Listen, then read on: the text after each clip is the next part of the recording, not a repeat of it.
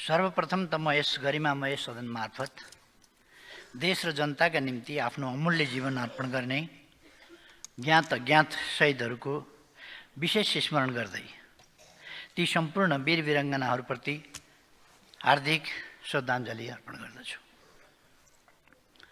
देशलाई विकास र समुन्नतिको दिशामा अघि बढाउने शहीदहरूका महान सपनालाई साकार पार्ने दृढ सङ्कल्प पनि गर्दछु। साथै यस राष्ट्रको जीवनमा अमूल्य योगदान दिने पुष्पलाल, बीपी कोइराला, गणेशमान सिंह र मदन भण्डारी लगायत सम्पूर्ण अग्रजहरूप्रति उच्च सम्मान व्यक्त गर्दछु। आज आदरणीय नेता बीपी कोइरालाजीको 42औं स्मृति दिवस पनि हो। यस घडीमा म उहाँप्रति हार्दिक श्रद्धासुमन अर्पण गर्न चाहन्छु। नेपाली समाजको परिवर्तन र रूपान्तरणमा उहाँले पुर्याएका योगदानहरूको सम्मान गर्दछु र उहाँप्रति अत्यन्तै आदरभावका साथ श्रद्धाञ्जली अर्पण गर्दछु। सभामुख महोदय, मनसुन सुरु भए यता मुलुक बाढी पहिरो लगायत प्राकृतिक विपदको भीषण चपेटामा परेको छ। धनजनको व्यापक क्षति भएको छ। यस दुःखद घडीमा म विपदमा परेर ज्यान गुमाउने सम्पूर्ण दाजुभाइ दिदीबहिनीहरू प्रति हार्दिक श्रद्धाञ्जली एवं शोकाकुल परिवारजनप्रति गहिरो संवेदना व्यक्त गर्दछु। साथै सम्पूर्ण घाइतेहरूको शीघ्र स्वास्थ्य लाभको कामना गर्दछु। सरकारले उद्धार, उपचार तथा राहतमा विशेष ध्यान दिइरहेको छ। सरकारले उद्धार उपचार पहिलेदेखि भएका क्षतिका सम्बन्धमा पनि ध्यान दिएर काम सुरु गरेको छ। जस्तो जाजरकोट केन्द्र बनाएर गएको भूकम्पको सन्दर्भमा दोस्रो तेस्रो किस्ता दिन बाँकी रहेको, त्यस सन्दर्भमा पनि अहिले सरकारले काम अगाडि बढाएको छ र आगामी दिनमा त्यस्ता दुर्घटना हुन नदिन र भइहाले तुरन्त उद्धार उपचार तथा राहतमा खटिन राज्यका निकायहरूलाई सतर्क र तयारी अवस्थामा राखेको पनि यस गरिमामय सदनलाई जानकारी गराउँदछु। सभामुख महोदय, आज परिस्थिति भिन्न भएको छ। पुरानो सरकारका ठाउँमा नयाँ सरकार बनेको छ।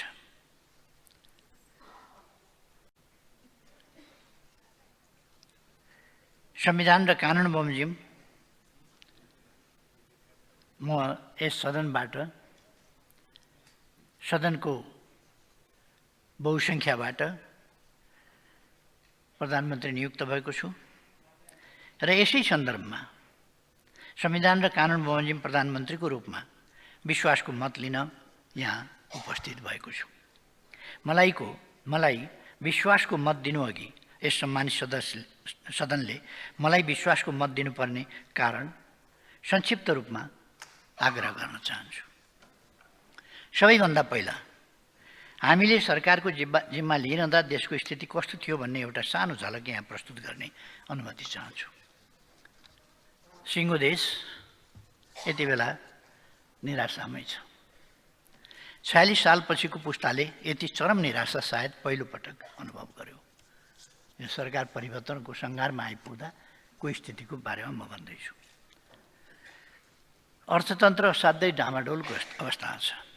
आयात र निर्यात दुवै घटेको छ।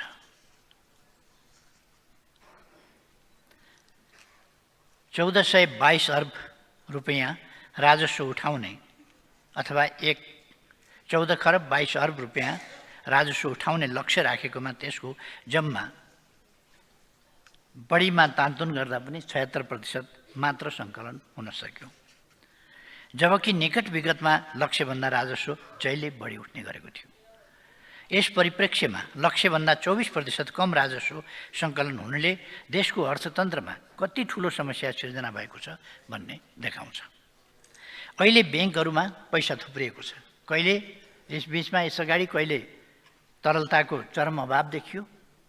यति बेला तरलता काफी छ। ब्याङ्कमा पैसा थुप्रिएको छ। ब्याज दर पनि न्यून छ। तर पनि लगानी गर्न तत्पर हुने व्यवसायी छैनन्। कर्जा विस्तार घटेको घटै छ, कोही कर्जा लिन तयार भइरहेका छैन। गएको वर्ष जम्मा 5% को हाराहारीमा मात्र कर्जा विस्तार भयो, जबकि नेपाल राष्ट्र ब्याङ्कले लिएको कर्जा विस्तारको लक्ष्य नै 11.5% थियो। यो अत्यन्त न्यून हो। त लक्ष्य 11.5% भएकोमा विस्तार चाहिँ 5% मात्रै भयो। ऋण लिएर तिर्न नसकेका कारण कालो सूचीमा पर्नेको सङ्ख्या बढ्दो छ। बजारमा माग घटेको छ। व्यवसायीहरूले सहयोग र प्रोत्साहन पाउनुको साटो सरकारी निकायबाटै अनावश्यक दुख पाएको गुनासो गरेछन्। सरकार स्टन्टबाज भयो, सरकारले थुन्ने अनि सुन्ने काम गर्यो भन्ने जस्ता गुनासा बोकेर सरकारी निकाय धाउँदै निजी क्षेत्रले आफ्नो व्यवसायमा काम गर्ने फुर्सद नै पाएन।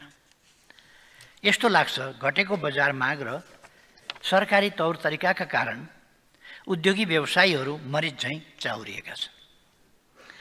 विकास निर्माणका काम लथालिङ्ग छन्। करिब 60 लाखभन्दा बढी जनता निरपेक्ष गरिबीको भुङ्ग्रोमा पिल्सिरहेका छन्। भ्रष्टाचारले सीमा नआएको छ। त्रिभुवन अन्तर्राष्ट्रिय विमानस्थलमा विदेश जान लामबद्ध युवा युवतीहरूको भिड देखिन्छ। युवा पुस्ता विदेशिदा उच्च शिक्षा अध्ययन गराउने शिक्षण संस्थाहरूले अभूतपूर्व सङ्कटको सामना गरिरहेका छन्। मलाई सबैभन्दा डर लागेको कुरा देशप्रति आम जनताको भरोसा टुटेको स्थिति, तिनको मनोबल नराम्ररी गिरेको अवस्था। देशमा व्याप्त यही गहिरो निराशा हटाउन, जनतामा आशा र उत्साहको सञ्चार गर्न अनि देशलाई तीव्र आर्थिक वृद्धिको दिशामा लैजान अहिलेको सरकार बनेको हो। यसमा सबै स्पष्ट हुनुभयो हुन्छ। जनतामा भरोसा जगाउने गरी काम गर्न हाम्रो सरकारका मुख्य 5 वटा प्राथमिकता रहेका छन्। पहिलो प्राथमिकता, थालेको काम सक्ने। एउटा चर्चित अङ्ग्रेजी भनाइ छ WIP अर्थात् वर्क इन प्रोग्रेस। हाम्रो विकास निर्माणको काम पनि सधैँ यस्तै भइरहेको छ। जहिल्यै काम भइरहेको हुने तर कहिल्यै नसकिने। म एउटा उदाहरण पेश गर्छु। आर्थिक वर्ष 2065-66 मा कालीकोट जिल्लाको खुलालुदेखि हुम्ला जिल्लाको सलिलासम्म 123 किलोमिटर सडक कालोपत्रे स्तोन्नति गर्ने एउटा आयोजना सुरु भयो 65-66 मा। गएको केही दिन अघि म रिपोर्टहरू हेर्दै थिएँ। विगतका 16 वर्षमा यस आयोजनाको भौतिक प्रगति जम्मा 15% पुगेको रहेछ। अझ मलाई उदेक लागेको कुरा के भने, यो आयोजना सम्पन्न गर्नुपर्ने निकायले तयार पारेको रिपोर्टमा आयोजना सम्पन्न गर्नुपर्ने मिति यकिन भइ नसकेको भनेर लेखेको रहेछ। एकातिर राष्ट्रिय गौरवको आयोजना भन्ने, तर वर्षभरिमा 1% प्रगति पनि हासिल नगर्ने, कहिलेसम्म सक्छु भनेर टुङ्गो समेत लगाउन नसक्ने आयोजनालाई राष्ट्रिय गौरवको आयोजना चाहिँ भनिरहने। यस्तो विकासको मोडल बोकेर हामी समृद्धिको गफ गरिरहेका छौँ। म सिङ्गो देशलाई भन्न चाहन्छु, अब हामी विकासको मामिलामा देखिएको यस्तो अनुशासनहीनताको अन्त्य गर्दछौँ। सबै मन्त्रालय अन्तर्गत अहिलेसम्म सुरु भएका सबै परियोजनालाई समयमै सम्पन्न गर्नेमा हाम्रो सम्पूर्ण शक्ति केन्द्रित गर्छौँ। यो सरकार काम भइरहेको छ भन्न होइन, थालेको काम सकियो भनेर सुनाउन आतुर छ। यसका लागि हामी मुख्यतः 4 वटा काम गर्नेछौँ। पहिलो, क्षमता वृद्धि। नेतृत्वको हिसाबले मन्त्री परिषद र सम्पूर्ण मन्त्रालयको क्षमता वृद्धि गर्नु मेरो दायित्व हो। कहिलेकाहीँ मनसाय गलत नभए पनि काम गर्ने तौर तरिका नजानेर हामी परिणाम निकाल्न नसक्ने रहेछौँ। त्यसैले आफ्नो मन्त्रालयको कामलाई कसरी व्यवस्थित गर्ने, कामको प्रगति भयो या भएन त्यसको मूल्याङ्कन कसरी गर्ने, आफ्नो मन्त्रालयको मुख्य प्रगति सूचक की पर्फर्मेन्स इन्डिकेटर कसरी तय गर्ने, त्यसको रेकर्ड कसरी राख्ने, सरकारको भिजनसँग आफ्नो मन्त्रालयलाई कसरी सामञ्जस्य गर्ने, अलाइन कसरी गर्ने, बजेटको मोनिटरिङ कसरी गर्ने भन्ने कुरामा अध्यावधिक गराउन विशेष व्यवस्था गर्नेछु। दोस्रो, मूल्याङ्कन। हामी खर्च गर्ने क्षमता बढाउनेछौँ। एउटा समस्या के पनि भइरहेको छ भने बजेट छुट्याइन्छ, रकम छुट्याइन्छ, योजना राखिन्छ, तर खर्च हुँदैन र योजनाहरू अधुरा छुट्छन्। त्यसकारण हामी खर्च गर्ने क्षमता, पुँजीगत खर्च गर्ने क्षमता बढाउनेछौँ। काम गर्ने र काम नगर्नेका बीचको फरक छुट्याउन सुरु गर्नेछौँ। काम गर्नेहरूले मुद्दा खेप्नुपर्ने, तर काम नगर्नेहरू स्वच्छ छविको भएर रिटायर्ड हुने स्थितिको अन्त्य गर्नेछौँ। तोकिएको लागत, समय, परिणाम र गुणस्तरको काम सम्पन्न नगर्ने जुनसुकै पक्षलाई यसबाट हुने हानि नोक्सानीका लागि जिम्मेवार बनाई कानुनी कारबाही गर्नेछौँ। लापरवाही र बदनियत साथ गरिएको अनुचित विलम्बका कारण परियोजनाको लागत वृद्धि हुन दिने छैनौँ र ठेक्काको दुरुपयोग गर्नेबाट हानि नोक्सानीको रकम असुल गर्नेछौँ। तेस्रो, आवश्यक ऐन संशोधन लगायत कुरामा नीतिगत सुधार गर्नेछौँ। चौथो, निर्माण सम्पन्न गरेर पनि भुक्तानी पाउन नसकेका निर्माण व्यवसायीहरूको समस्या तत्काल समाधान गर्नेछौँ। सम्माननीय सभामुख महोदय, बिहान उठेदेखि राति नसुतेसम्म हामी आयातित सामग्री प्रयोग गरिरहेका हुन्छौँ। सामान्य कुरामा पनि हामी आत्मनिर्भर छैनौँ। म सानो उदाहरण पेश गर्न चाहन्छु। म प्रधानमन्त्रीमा नियुक्त भएपछि विभिन्न क्षेत्रका धेरै व्यक्तिहरू शुभकामना एवं बधाई दिन आउनुभयो। आउँदा सबैसँग फुलमाला र खादा हुने नै भयो। यसो तथ्याङ्क हेर्छु, बितेका केही आर्थिक वर्षहरूमा मात्र हामीले करोडौँ रुपियाँको फुल आयात गरेका रहेछौँ। साधारणतया रोपेको 2 महिनादेखि फुल फुल्न थाल्छ। हाम्रो प्रकृति यस्तो छ, ठाउँ अनुसारको विभिन्न रङ, जात र प्रकारका फुल फुल्छन्। तैपनि हामी किन हाम्रै देशमा फुल फुलाउँदैनौँ? किन हामी टनका टन फुल आयात गरिरहेका छौँ? फुलको प्रसङ्ग त मैले एउटा साङ्केतिक रूपमा मात्रै यहाँ उठाएको हुँ। यस्ता अनेक चिजहरू। हामी व्यापार असन्तुलनको कुरा गर्छौँ। मलाई त हामी व्यापार नै गरिरहेका छैनौँ जस्तो लाग्छ। गएको आर्थिक वर्षको पहिलो 11 महिनामा 1454 अर्ब रुपियाँको आयात गर्दा हामीले करिब 140 अर्ब रुपियाँको निर्यात गरेछौँ। यो तथ्याङ्क पनि अलिक फरक ढङ्गले बुझ्नुपर्छ। यसमा अरूले बेची मात्र रहेका छन्, हामी चाहिँ किनी मात्र रहेका छौँ।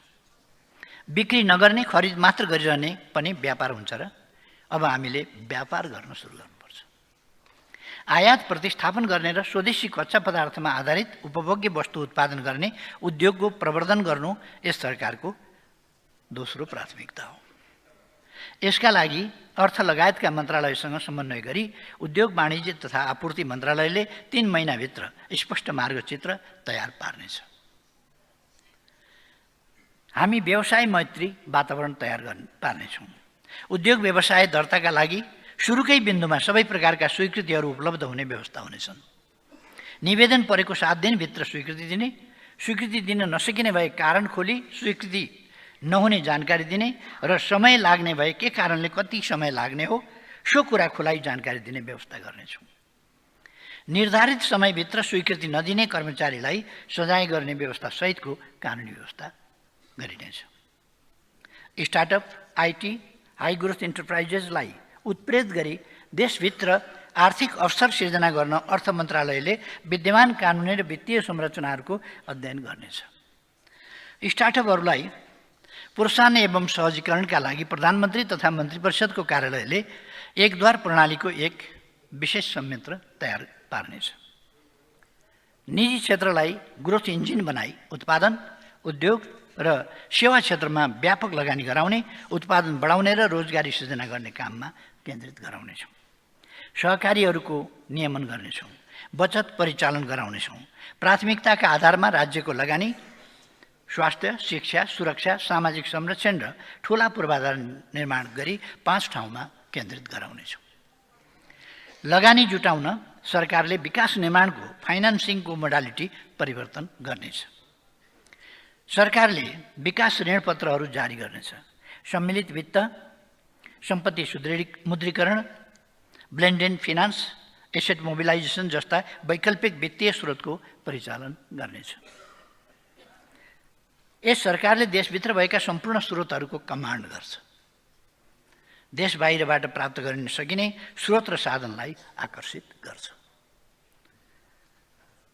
हामीसँग स्रोत सीमित छ, तर विकासमा हामीले तीव्र फड्को क्वान्टम लिप मार्नु परेको छ।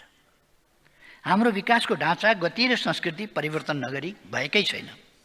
आफूसँग भएको सीमित स्रोत कहाँ लगानी गर्ने र त्यसबाट कस्तो परिणाम हासिल गर्ने भन्ने कुरामा हामी स्पष्ट हुनुपर्ने बेला आएको छ। त्यसैले आज सरकारको प्राथमिकता यस सम्मानित सदन मार्फत सबैमा स्पष्ट पार्न चाहन्छु। यस सरकारले सूचना तथा प्रविधि, पर्यटन, ऊर्जा, कृषि तथा वन उद्योग र भौतिक पूर्वाधारलाई आर्थिक वृद्धिको प्रमुख संवाहकका रूपमा विकास गर्नेछ। म स्टार्टअप, उद्योगी व्यवसायी, बैंक तथा वित्तीय संस्थाहरूलाई आफ्नो सोच, नवीनता र लगानीलाई यी क्षेत्रमा केन्द्रित गर्न हार्दिक आह्वान गर्दछु। यी प्राथमिकताका 6वटा मन्त्रालय र यससँग सम्बन्धित सरकारी निकायले यी क्षेत्र मार्फत आर्थिक वृद्धि हुने गरी नीति नियम तर्जुमा गर्नेछन्। साथै अर्थ मन्त्रालय र राष्ट्र ब्याङ्क मार्फत आर्थिक तथा मौद्रिक नीतिलाई यसतर्फ परिचालित गराउनेछ। शिक्षा मन्त्रालयले यी क्षेत्रमा आवश्यक जनशक्तिको अभाव हुन नदिन विधागत तथा विषयगत माग र आपूर्तिको तुलनात्मक विश्लेषण गरी राष्ट्रिय जनशक्ति प्रोफाइल तयार गर्नेछ। विषयगत जनशक्ति आवश्यकता आकलनका आधारमा शैक्षिक कार्यक्रम सञ्चालन गर्न सम्बन्धित निकायलाई परिचालन गरिनेछ। कृषि क्षेत्र हाम्रो अर्थतन्त्रको मुख्य अङ्ग हुन सक्छ, तर ठूलो जनसङ्ख्या कृषिमा संलग्न हुने, गरिबी र भोकमरीबाट त्यही कृषिमा संलग्न नागरिक नै पीडित हुने दुःखद अवस्था छ। यस्ता विरोधाभास हटाउनु जरुरी छ। हामी यसको दीर्घकालीन अन्त्य गर्न चाहन्छौँ। प्रविधि र उद्यमशीलताको विकास गरी कृषिमा अल्झिएको जनसङ्ख्यालाई अन्य क्षेत्रमा जान प्रेरित गर्ने र त्यसका लागि अनुकूल वातावरण सिर्जना गर्नेछौँ। उत्पादन र उत्पादकत्व वृद्धि गरी कृषि उपजमा देशलाई आत्मनिर्भर बनाउनेछौँ। कृषिको आधुनिकीकरण र व्यावसायिकीकरण मार्फत उत्पादन बढाई कृषि उपजको निर्यात गर्नेछौँ। अर्थ मन्त्रालय, उद्योग वाणिज्य तथा आपूर्ति मन्त्रालयसँग समन्वय गरी कृषि तथा पशुपन्छी विकास मन्त्रालयले यसमा ठोस कार्यक्रम अघि बढाउनेछ। हाम्रो सरकारले स्थिरता, विकास र सुशासनको भरपर्दो इकोसिस्टम तयार पार्नेछ। हामी डिजिटल नेपाल फ्रेमवर्कलाई समयानुकूल परिमार्जनसहित प्रभावकारी ढङ्गले कार्यान्वयन गर्नेछौँ। नेपालको स्वामित्वमा रहेको अर्बिटल स्लट उपयोग गरी अन्तरिक्षमा आफ्नै सेटेलाइट स्थापना गर्नेछौँ। ब्रान्डविथको भुक्तानीका लागि विदेशी नै गरेको ठूलो रकम रोकिने गरी सञ्चार तथा सूचना प्रविधि मन्त्रालयले तत्काल काम थाल्नेछ। सभामुख महोदय, युवा पुस्ता विदेशिँदा त्यसले पारेको आर्थिक र सामाजिक असर त छँदैछ। मलाई हिजो आज महसुस हुन्छ वैदेशिक रोजगारीले अर्थतन्त्रको संरचनामा पनि व्यापक परिवर्तन ल्याएको छ। केही वर्ष अघिसम्म नेपालमा मोटरसाइकल निकै बिक्री हुन्थ्यो, तर अहिले मोटरसाइकलको सट्टा स्कुटरको बिक्री बढेको छ भन्ने समाचारहरू आएका छन्। यसै गरी कुखुराको मासुको खपतमा कमी आएको समाचार केही अघि पढेको थिएँ। ट्रेन्डहरूमा केही परिवर्तनहरू भएका छन्। वैदेशिक रोजगारीका कारण उपभोक्ताको उपभोग गर्ने तरिका र बजारको मागमा परिवर्तन आएको छ, तर तथ्याङ्कको अभावमा हाम्रो निजी क्षेत्र र सरकारी निकाय दुवैले यसको प्रभाव कहाँ कस्तो परेको छ र कति परेको छ भन्ने कुरा बुझ्न सकिरहेका छैनन्, जसका कारण सरकारले राजस्व र व्यवसाय गुमाइरहेका छन्। वैदेशिक रोजगारीले अर्थतन्त्रको कुन अवयवमा के कस्तो परिवर्तन ल्याएको छ, माग र आपूर्ति कहाँ बढेको छ, कहाँ घटेको छ भन्ने बारेमा राष्ट्र ब्याङ्कले विस्तृत अध्ययन गर्नेछ।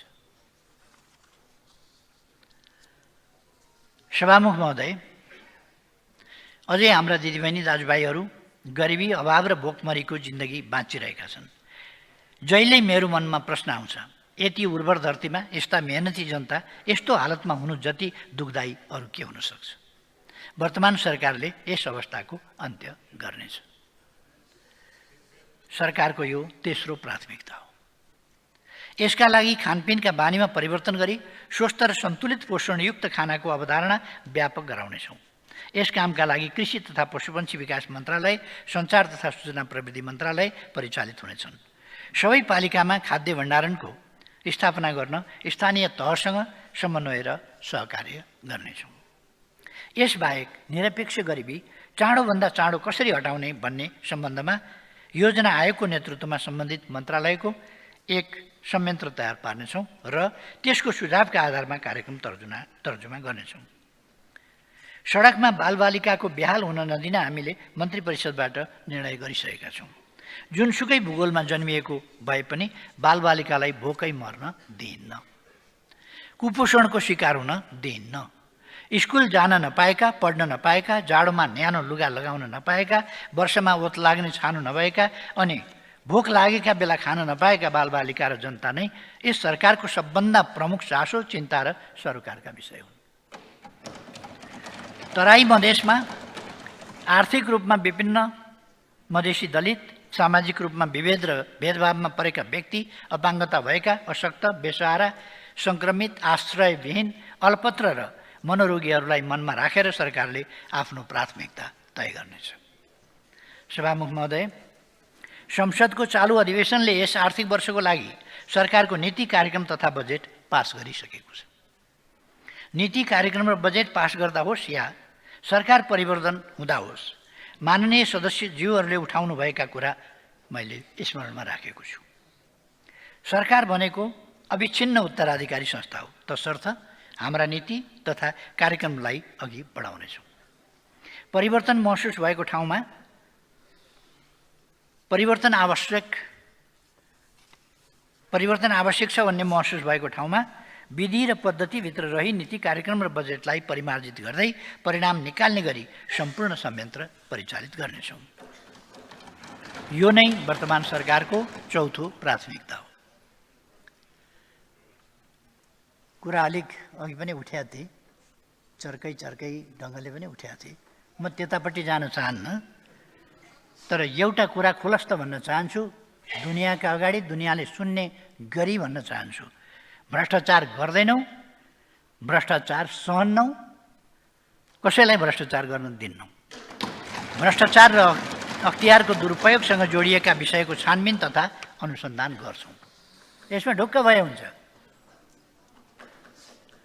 कुनै कालखण्डमा भएका भ्रष्टाचार र जो कोही भ्रष्टाचारी उप कानुनी कारबाही अघि बढाउँछौँ। भ्रष्टाचारी एक दिन कानुनको कठघरामा पुग्नेछ भन्ने विश्वास समाजमा स्थापित गराउँछौँ। सहकारी पीडितका सम्बन्धमा उचित निर्णय लिनेछौँ र जोसुकै भए पनि सहकारी ठगलाई कानुनी कारबाही गर्नेछौँ। सुशासनका लागि स्टन्ट होइन, सही इन्टेन्सन चाहिन्छ। यस सरकारले आफू अग्लो हुन अरूलाई होचो बनाउने कोसिस गर्ने छैन।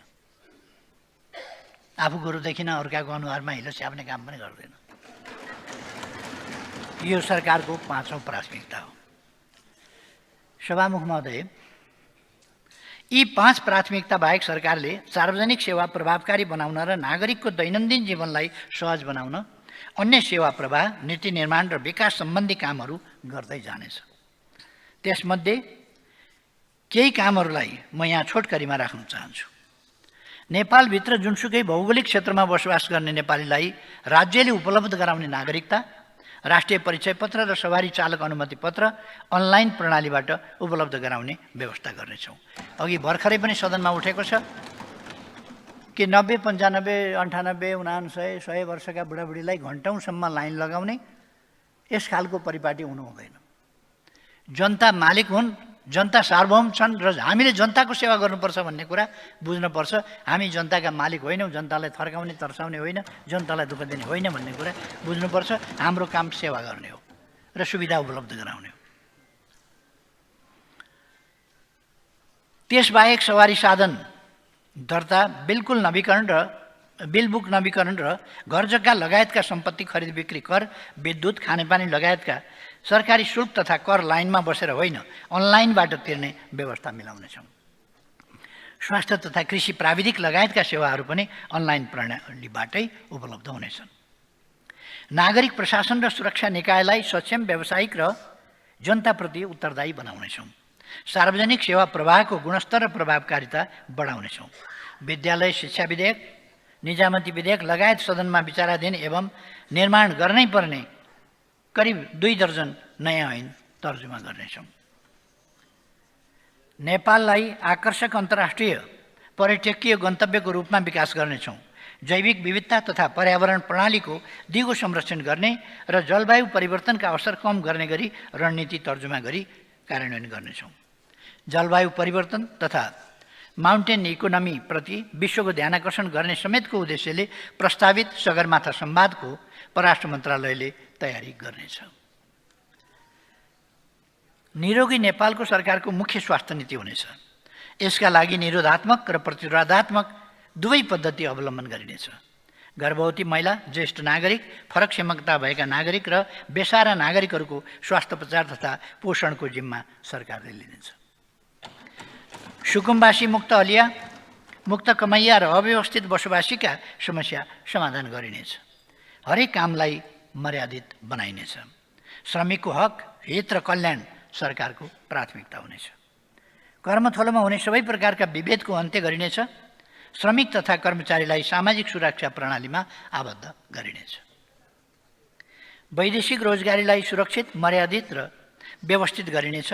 विदेशबाट फर्केका व्यक्तिहरूको ज्ञान, सिप र पुँजीको सदुपयोग गर्न श्रम, रोजगार तथा सामाजिक सुरक्षा मन्त्रालयले अभियान नै सुरु गर्नेछ। खेललाई राष्ट्रिय एकता, अन्तर्राष्ट्रिय प्रतिष्ठा र मित्रता अभिवृद्धि गर्ने माध्यमका रूपमा विकास गरिनेछ। सामाजिक सद्भाव, राष्ट्रिय एकता, सांस्कृतिक र धार्मिक सहिष्णुता एवं उदार मूल्यहरूको अभिवृद्धि गरिनेछ। कानुनको शासन, स्वतन्त्र न्यायालय, शक्ति पृथकीकरण, नियन्त्रण र सन्तुलन तथा जनताका हक र अधिकारको प्रत्याभूति गरिनेछ। न्यायालयप्रति जनताको विश्वास र भरोसा अभिवृद्धि गर्न आवश्यक सुधारका प्रक्रिया अघि बढाइनेछ। सभामुख महोदय, हाम्रो विदेश नीति स्वाधीनता, स्वाभिमान र विकासबाट निर्देशन हुन्छ। हामी असल छिमेकीपनमा विश्वास गर्छौँ, त्यस अनुसारको व्यवहार गर्छौँ। हामी छिमेकीका जायज चासो सम्बोधन गर्छौँ, साथै हाम्रा जायज चासो सम्बोधन होस् भन्ने पनि अपेक्षा गर्छौँ। हामी पारस्परिक लाभ, पारस्परिक सम्मानमा विश्वास गर्छौँ। सभामुख महोदय, देशमा जुन किसिमको निराशा छाएको छ त्यसलाई चिर्नका निम्ति राजनीति विकास र समृद्धिको बहसतर्फ मोडिनै पर्छ। देशलाई विकास र समृद्धितर्फ हिँडाउन बलियो प्रणाली नबनाइकन हुँदैन। बिना स्थायित्व बलियो प्रणाली नबन्ने रहेछ भन्ने कुराको हामी आफै साक्षी छौँ। म आज प्रतिपक्ष लक्षित कुनै टिप्पणी गर्न चाहन्न, तर यति चाहिँ भन्छु, नेपाली कङ्ग्रेस र नेकपा एमाले जस्ता बलिया पार्टीले पटक पटक काँध थाप्दा पनि अघिल्लो सरकारले लय समातेन। सरकारले थिति बसाल्न सकेन, थिति बसाल्ने रुचि पनि राखेन, जसको कारण समाजमा अनेकन दूषित परिणाम निस्कने खतरा बढ्यो। त्यसलाई हामीले टुलटुल हेरेर बस्न सकेनौँ। यही कुरालाई आत्मसात गरी पुरानो सरकारको ठाउँमा यो नयाँ सरकार बनाएका हौँ। हामी सबैलाई थाहा छ, नेकपा एमाले र नेपाली काङ्ग्रेस प्रतिस्पर्धी पार्टी हुन्। हामी विचारमा प्रतिस्पर्धा गर्छौँ, तर खास समयमा यी दुई पार्टीले सहकार्य गरेका छन् र देशलाई परिणाम पनि दिएका छन्। 7 सालमा राणा शासनको अन्त्यका लागि एक भएका थिए। 46 सालमा निरङ्कुश राजतन्त्र र पञ्चायत फाल्नका लागि एक भएका थिए। 62-63 देशमा फैलिएको शस्त्र हिंसाको आगो निभाउन र राजतन्त्र फाल्न एकमत भएका थिए। त्यसैको जगमा अरू शक्तिलाई साथमा लिँदै यी दुई पार्टीले संविधान निर्माणको नेतृत्व गरे। यसपटक फेरि हामीले 7 बुँदे सहमति गरी सहकार्यको थालनी गरेका छौँ। नेकपा एमाले र नेपाली काङ्ग्रेस बीच भएको त्यो 7 बुँदे सहमति जस्ताको तस्तै यस सम्मानित सदनलाई जानकारी गराउने अनुमति चाहन्छु। 7 बुँदे सहमति यस प्रकार छ। 1. आम जनताको चाहना बमोजिम राष्ट्रिय हितको रक्षा गर्न, भ्रष्टाचार नियन्त्रण गरी मुलुकमा सुशासन कायम गर्न, राष्ट्रको विकास निर्माण अभियानलाई तीव्रता दिन, राजनीतिक स्थिरताका लागि अन्य राजनीतिक दललाई समेत सहभागी गराई संविधानको धारा 76(2) अन्तर्गत राष्ट्रिय सहमतिको सरकार निर्माण गर्ने। 2. राष्ट्रिय सहमतिको सरकारले संविधान प्रारम्भ भए पश्चात अभ्यासमा देखा परेका सबल पक्ष र दुर्बल पक्ष तथा जटिलताको समीक्षा गरी राजनीतिक स्थायित्वको लागि संविधानमा आवश्यक संशोधन र तदनुकूलको कानुन निर्माण गर्ने विषयलाई प्राथमिकता दिने। 3. अर्थतन्त्रमा विद्यमान शिथिलतालाई अन्त्य गरी विश्वसनीय व्यावसायिक वातावरण तयार गरी आर्थिक गतिविधिलाई चलायमान बनाउने, आन्तरिक र बाह्य लगानीलाई प्रोत्साहन गरी मुलुकभित्र पर्याप्त र मर्यादित रोजगारी सिर्जना गर्ने। 4. राष्ट्रिय सहमतिको सरकारको नेतृत्व सरकार गठन भएको मितिले 2 वर्षसम्म नेकपा एमालेका अध्यक्ष केपी शर्मा ओलीले र त्यसपछि 84 मङ्सिरमा हुने आम निर्वाचनसम्म नेपाली कांग्रेसका सभापति माननीय श्री शेरबहादुर देउवाले गर्ने। राष्ट्रिय हितको रक्षा गर्न, भ्रष्टाचार नियन्त्रण गरी मुलुकमा सुशासन कायम गर्न, राष्ट्रको विकास निर्माणको अभियानलाई तीव्रता दिन राष्ट्रिय सहमतिको सरकार सञ्चालनका आधार र न्यूनतम साझा कार्यक्रम तर्जुमा गरी सोही आधारमा सरकार सञ्चालन गर्ने। 6. राष्ट्रिय सहमतिको सरकारका लागि 2 प्रमुख राजनीतिक दलको नेतृत्वदायी भूमिका र समानताको आधारमा समान हैसियतमा सरकारमा सहभागिता रहने र अन्य राजनीतिक दललाई समेत सरकारमा समावेश गर्ने। र 7. राष्ट्रिय सहमतिको सरकारको मर्म र भावना अनुरूप प्रदेश सरकारको गठन र सञ्चालन गर्ने र जनभावना अनुरूप प्रदेश तथा स्थानीय तहमा हुने विकास निर्माणको कामलाई तीव्रता दिने। 7 वटा बुँदा किन लुकाइयो भनेका बुँदा लुकाउनु पर्ने कुरा केही थिएन, बजारमा आइसकेका थिए। 7 वटा कुरा यिनै हुन्: देशको पक्षमा, जनताको पक्षमा, लोकतन्त्रको पक्षमा, स्थिरता स्थायित्वको पक्षमा, विकासको पक्षमा, सुशासनको पक्षमा यी बुँदाहरू छन्। त्यसकारण यहाँ लुकाइरहनु पर्ने केही पनि छैन। त्यसकारण मैले सम्मानित सदनमा औपचारिक ढङ्गले आफूले बोल्दाखेरि पहिलोपल्ट नै मैले राखेको छु। हामीले यसबीचमा शान्ति प्रक्रियाका कामहरूलाई लगभग टुङ्गो लगाएका छौँ र अब ट्रान्जिसनल जस्टिसको काम बाँकी छ। त्यसलाई अविलम्ब अगाडि बढाउनै सरकारको नीति छँदैछ। त्यसमा म फेरि स्पष्ट गर्न चाहन्छु र यसमा सबैको सहयोग पनि चाहन्छु। सभामुख महोदय,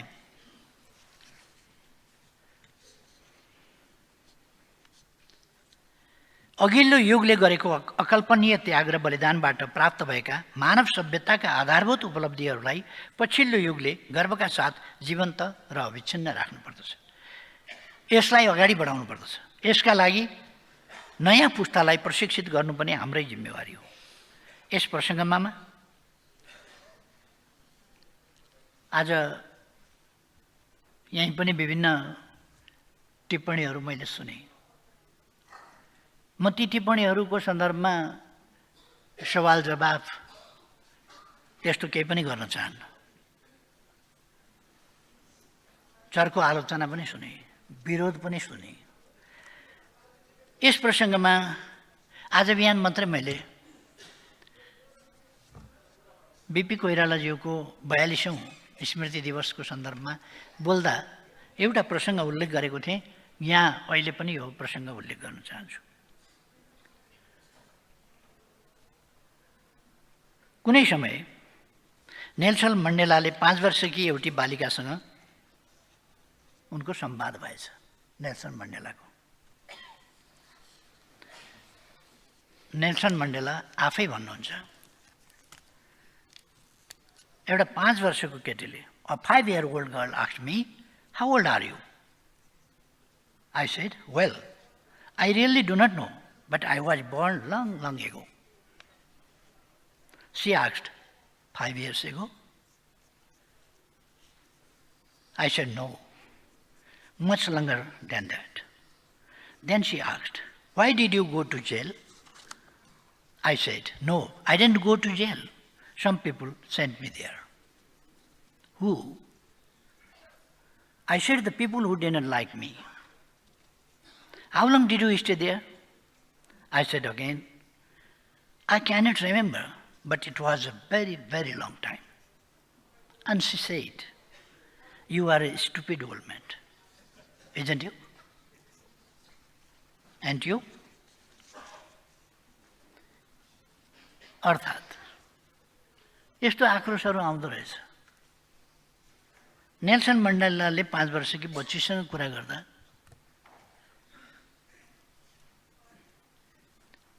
कति वर्षको हुनुभयो तपाईँ भनेर सोधिन्। ठ्याक्कै त थाहा छैन, तर उहिल्यै जन्मेको म धेरै वर्ष अगाडि भने उनले। उनी 5 वर्षकी थिइन् अनि उनले सोधिन् 5 वर्ष पहिले भनेर। किन उनलाई समय भनेकै 5 वर्षको मात्रै थाहा छ। 5 years। कतिलाई समय भनेकै 3.5 वर्ष थाहा छ, कतिलाई समय भनेकै 2 वर्ष थाहा छ, कसैलाई समय भनेकै 3 वर्ष थाहा छ। Then what can I do?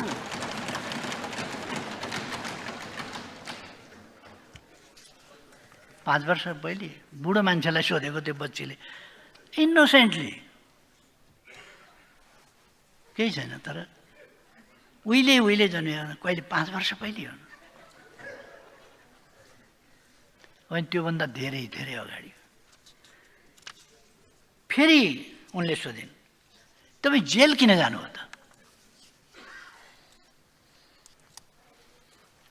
Nelson मण्डेलाको जवाब छ म गएको होइन, केही मान्छेहरूले मलाई त्यहाँ पठाए, जेलमा मलाई हाले। कसले? मण्डेलाको जवाब छ जसले मन पराउँदै थिए ती केही मान्छेहरूले मलाई जेलमा हाले। How long did you stay there? अनि कति लामो बस्नुभयो त तपाईँ त्यहाँ? मैले भने म धेरै सम्झिन्न, तर यो धेरै लामो समय थियो। एन्ड सी सेड, अनि उनले भनिन् you are a stupid old man. बेकारको जेल किन बस्या? बेकार कुटाइ किन खाएको? बेकार भूमिगत किन गएको? बेकार नारा जुलुस किन गर्या? वारेन्टेड भएर किन हिँड्या?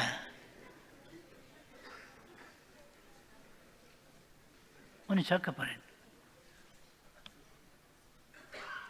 And she said, you are a stupid old man. And you?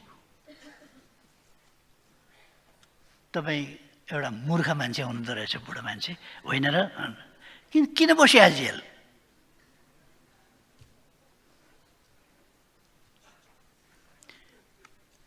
त्यो बच्चीसँग रिसाउने होइन, त्यो बच्चीलाई सम्झाउने काम नेल्सन मण्डेलाको हो। That's my answer.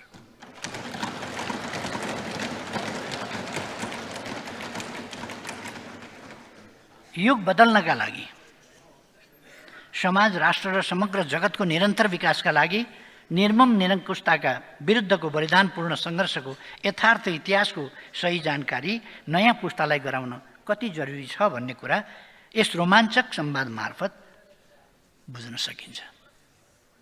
नेल्सन मण्डेलाले त्यो म्यासेज त्यसका लागि दिनुभएको। हामी हाम्रो समाजलाई विगत, वर्तमान र भविष्यप्रति न्याय गर्ने र ज्ञान हस्तान्तरण गर्ने संरचना सहितको सभ्य समाजको रूपमा विकास गर्न चाहन्छौँ। हामी स्टुपिड होइन, ग्लोरियस हिस्ट्री निर्माण गर्ने मार्गमा छौँ।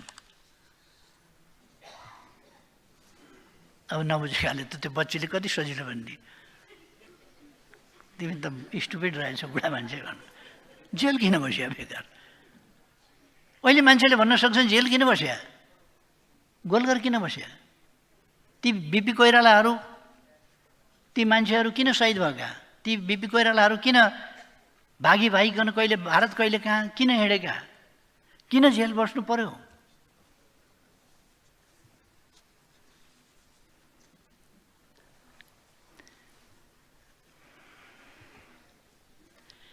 अहिले हाम्रो यो प्रयास कार्यान्वयनमा जान साथ उत्साहको श्रृङ्खला प्रारम्भ भएको छ।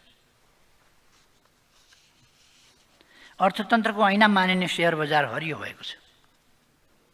50 लाखभन्दा बढी लगानीकर्ताहरू संलग्न सेयर बजार पछिल्लो 2 सातामा 400 अङ्कले बढेको छ। नेप्से 27 महिना यताकै उच्च भएको छ। हाम्रो सरकारप्रति जनताले देखाएको विश्वास र भरोसाको प्रमाण यो हो। म यस सम्मानित सदन मार्फत सम्पूर्ण दिदीबहिनी दाजुभाइहरूलाई भन्न चाहन्छु, अब शेयर बजार मात्र होइन, देशको पुरै बजार चलायमान हुनेछ। सिङ्गो देशलाई चलायमान बनाउने आत्मविश्वास हामीसँग छ, किनभने हामीले लामो अनुभव बटुलेका छौँ। हामीसँग 72 सालको भूकम्पपछिको पुनर्निर्माणमा अन्तर्राष्ट्रिय जगतले समेत प्रशंसा गर्ने गरी काम गरेको अनुभव छ। क्षतिग्रस्त लाखौँ निजी निवास, हजारौँ सांस्कृतिक सम्पदा, विद्यालय भवन र सरकारी कार्यालयहरूको पुनर्निर्माण गरेको अनुभव छ। लगातार 7% भन्दा माथिको आर्थिक वृद्धि हासिल गर्दै विश्वको ध्यान आकृष्ट गरेको अनुभव छ। विश्व ब्याङ्कले नेपाललाई दक्षिण एसियाको साइनिङ स्टार भन्दा सिङ्गो देश गदगद बनेको अनुभव पनि छ। निरपेक्ष र बहुआयामिक गरिबी घटाइएको पनि अनुभव छ। सबैसँग मित्रता, छैन कसैसँग शत्रुता भन्ने मान्यताबाट निर्देशित हुँदै बाह्य सम्बन्ध विस्तार र सुदृढीकरणमा काम गरेको अनुभव पनि छ। हामीसँग अभूतपूर्व राष्ट्रिय सहमतिका साथ संविधान संशोधन गराएको अनुभव पनि छ। सभामुख महोदय, संविधान भनेको असंशोधनीय विषय होइन। संविधान देश र जनताको हितका लागि साधन हो, साध्य होइन। आवश्यकताले संविधान ऐन कानुनमा संशोधन र परिमार्जन हुन्छ। तर संविधान संशोधन गर्नु पश्चगमन हो भन्ने कतिपयको भनाइ पनि सुनेको छु। अर्को कुरा, यस देशमा डेमोक्रेसीका लागि, डेमोक्रेसी भन्ने शब्द कसले सुनाइदियो? कसले सुनायो डेमोक्रेसी भन्ने शब्द? नेपालमा कङ्ग्रेसले सुनायो होला, एमाले सुनायो होला नि, यिनै पार्टी होला नि, कम्युनिस्ट काङ्ग्रेस, यिनै सुनाएको होला डेमोक्रेसी भन्ने। पार्टी सिस्टम कसले सुनायो? कसले पार्टी बनायो? यिनै पार्टी होला नि।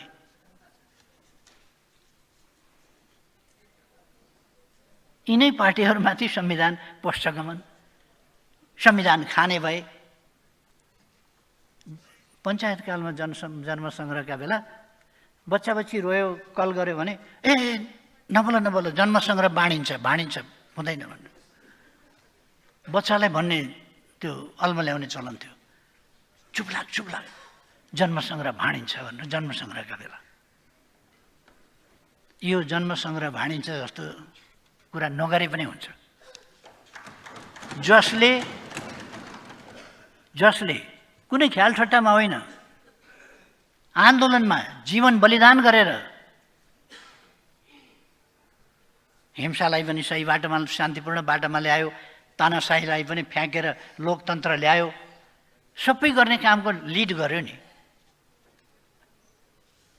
अनि तिनीहरूले नै संविधान सिद्ध्याउँछन् भन्ने कसले बचाउँछ त? त्यसो भए कसले बचाउँछ? आफूले भनेको कुरा नभए पश्चगमनको पोसाक लगाइदिने हाम्रो अचम्मको संस्कृति छ। त्यस्ता कुराको भ्रममा नपर्नुहुन्न भन्ने कुरा म यस सम्मानित सदनमा जोड दिएर राख्न चाहन्छु। अहिलेको सरकार यो लोकतान्त्रिक आन्दोलनबाट आएका देशका सबभन्दा ठुला अस्ति एकजना साथीले भन्नुभयो, गिरिजाप्रसाद कोइरालाजीको स्मृति दिवसमा हेर्दै थिएँ, गिरिजाप्रसाद कोइरालाजीको छेउमा अलिक निकै होचो साथी हुनुहुँदो रहेछ। उहाँले के भन्नुभयो भने यो गिरिजाप्रसादजीको छेउको दोस्रो अग्लो मान्छे चाहिँ म हुँ भनेर। किन दुईजनाको फोटो थियो, दोस्रो अग्लो उहाँ नै हुनुहुन्थ्यो। नेकपा एमाले र नेपाली कङ्ग्रेस भनेको त्यस्तो दोस्रो अग्लो होइन। यी हैसियत भएका पार्टीहरू हुन्, नेपालमा आन्दोलन गरेर इतिहास बोकेर आएका पार्टी हुन्, अनुभव लिएर आएका पार्टी हुन्, बलिदान दिएर आएका पार्टी हुन्। त्यसकारण यी पार्टीहरूलाई होच्याउने गरी बोल्ने अभ्यास गर्दाखेरि पनि यत्रो ठुलो नाजायज बोलेर अभ्यास किन गर्नु? जायजै बोलेर अभ्यास गर्दा हुन्छ नि।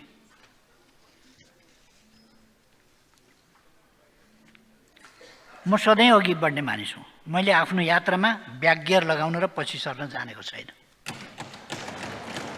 हामी सबैले महसुस गरेको कुरा अहिले विकासको मुख्य तगारो अस्थिरता हो। अस्थिरता हटाउन संविधानमा संशोधन चाहिन्छ भने हामीले गर्नुपर्छ। हामीले बुझ्नुपर्ने कुरा के छ भने संविधान विकासको भाग हुनुपर्छ, बाधक होइन। विकासको लागि संविधान जहाँनेर बाधक बनेको छ त्यहाँ संशोधन हुन्छ। म यसो गर्न चाहन्छु, संविधान संशोधन हामीसँग 2/3 पुग्छ भने पनि हामी 2/3ले नै गर्ने त्यस मुडमा होइन। हामी सबैले मिलेर संविधान बनाएका हौँ, सबैले मिलेर संशोधन गरेका छौँ। अहिलेसम्म 2टा संशोधन भइसके, अर्को संशोधन पनि देशको हितको पक्षमा हामी गर्नेछौँ, जनताको हितको पक्षमा गर्नेछौँ, विकासको निम्ति गर्नेछौँ, सुशासनका निम्ति गर्नेछौँ, जनतालाई सेवा सुविधा उपलब्ध गराउनका निम्ति गर्नेछौँ। गलत बाटोतर्फ देशलाई धकाल्नका लागि संविधान संशोधन गरिने छैन।